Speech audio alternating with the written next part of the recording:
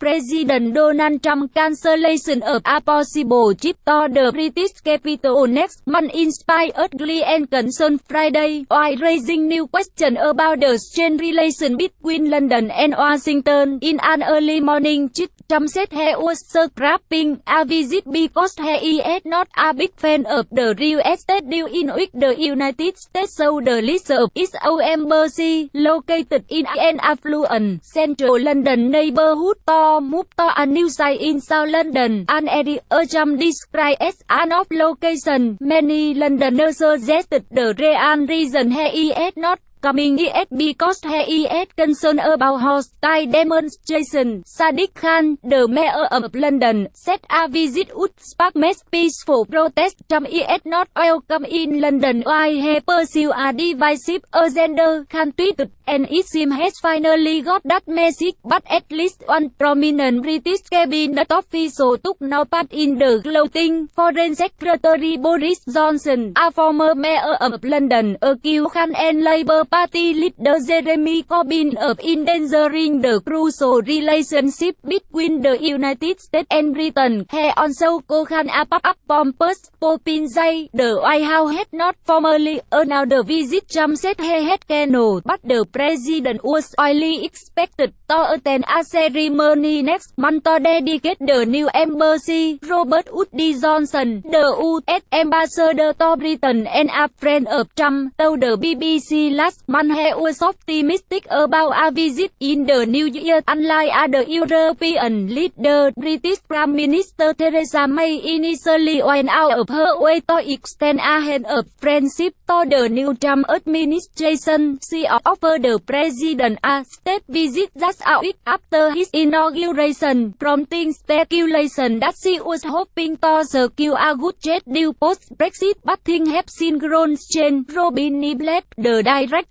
of Chatham House, a London think tank, said that U.S.-British relations are buffeted by Trump mood. He noted that on some matters, such as the day-to-day business of security cooperation between the two countries, the relationship is good, but that on big foreign policy issues such as the Paris Climate Agreement or the Iran nuclear deal, it is then a personal relationship between Trump and May should be there to cover some of those differences in strategic approach, but it just can't, he said, adding that Trump is constantly looking for new excuses not to come. Some foreign policy analysts in Washington suggested Trump and May could meet this year on the sideline of summit in other countries, and one suggested Trump could visit a smaller city in Britain, perhaps one that included one of his golf resorts. It is extraordinary that the President of the United States cannot visit Britain over the fear of mass protests, said Thomas Wright, director of the Center on the United States and Europe at the Brookings Institution in Washington. That unprecedented.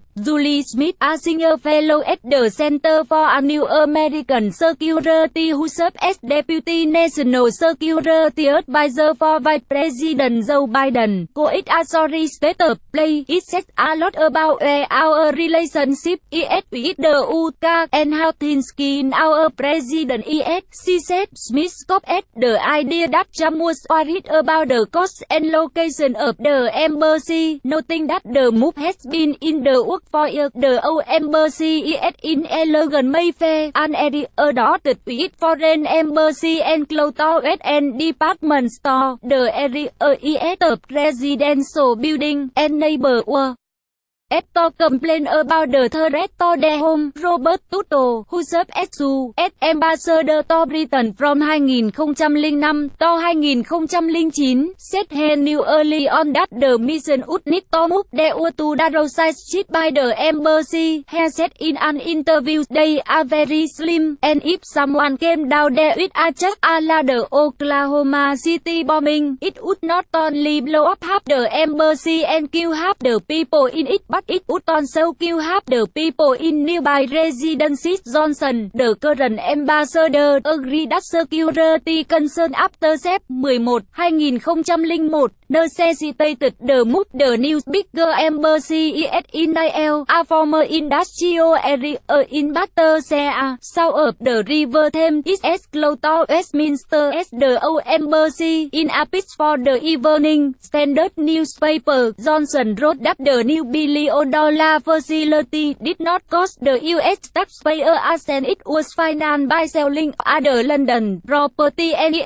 the most secure, high-tech and environmentally friendly embassy that the United States has ever built in history. It landed at 5 giờ sáng London Time. Trump wrote, "Recent economy trip to London is that I am not a big fan of the Obama administration having so perhaps the best located and finest embassy in London for peanuts only to build a new one in an off location for $1.2 billion, but deals wanted me to cut ribbon no. In fact, it was the George W. Bush administration that decided more than a decade ago to relocate the embassy during a one-off push to improve security at U.S. diplomatic site. Trump is a highly controversial figure in Britain, where he recently succeeded in uniting politicians across the political aisle, and he retweeted a far-right group anti-Muslim video. There is reason to believe that a visit by the president also would be made by law of position in the street shortly after Trump's inauguration. Tens of thousands of demonstrators turned out in London for a women's march in solidarity with anti-Trump rally worldwide. A group called Stop Trump vowed the biggest demonstration in British history. Should Trump visit on a Facebook event page, more than 8,000 registered to attend a rally for a protest event that in even schedule. A wax figure of the U.S. president did not get the memo about the Kano visit and on Friday made a brief appearance outside the new U.S. embassy. Trump visit there was expected to be a casual working trip that would include a ribbon-cutting ceremony. British media outlets reported that Secretary of State Rex Tillerson will now do the honor to White House officials did not respond to requests for comment Friday, as about Trump calling off his embassy visit. A Downing Street spokesman reiterated that a state visit where the Queen's